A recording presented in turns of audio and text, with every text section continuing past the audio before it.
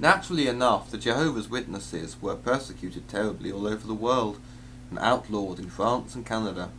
Again, just about every single kingdom hall was ransacked, and the religion or cult very nearly died out altogether. Every single former kingdom hall, roughly 13,000 buildings around the world, was bought by Edgar and turned into a metaphysical betting shop. The only difference between a cult and a religion, according to Edgar Malroy, is the number of nuts who subscribe to the nonsense peddled. If there are just a few nuts, then it is a cult. If there are lots of nuts, then it is a religion.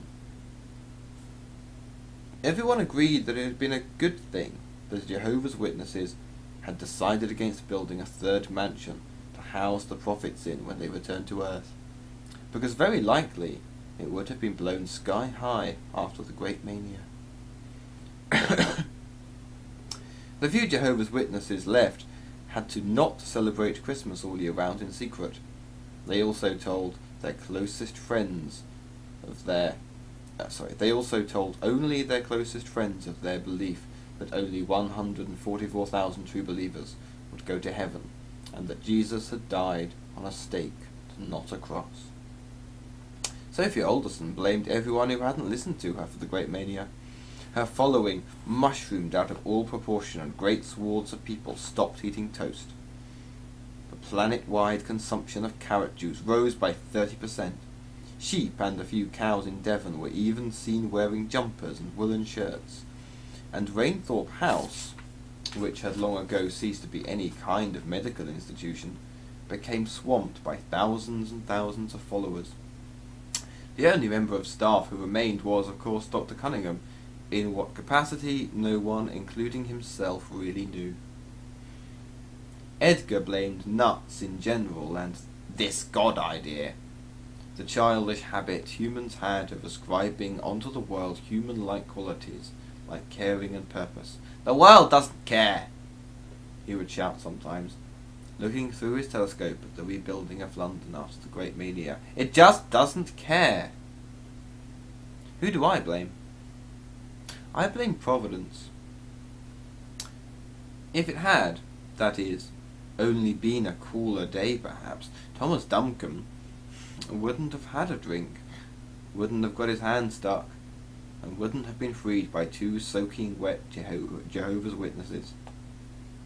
But I am blaming the weather, a very nutty thing to do, and I have tried, since obtaining 79,999 years ago my diploma in agnosticism, to keep to a minimum the nutty things I do.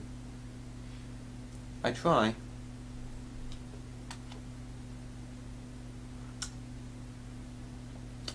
Following the death of the 16th Dalai Lama, over 15,000 bets were made on the matter of his reincarnation.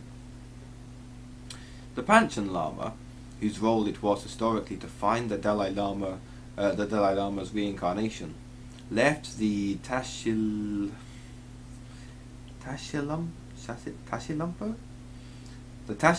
monastery with some 30 monks on Japanese superbikes, hundreds of journalists, and a mobile betting shop, which had in a former life been an ice cream van, followed the Panchen Lama.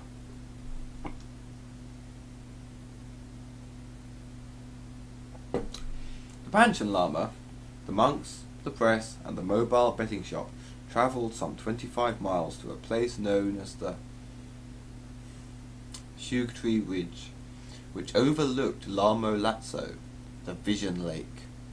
The Panchen Lama and the monks sat on the Shugtree Ridge and chanted the mystic syllable Om and other sacred words amid a forest of prayer flags.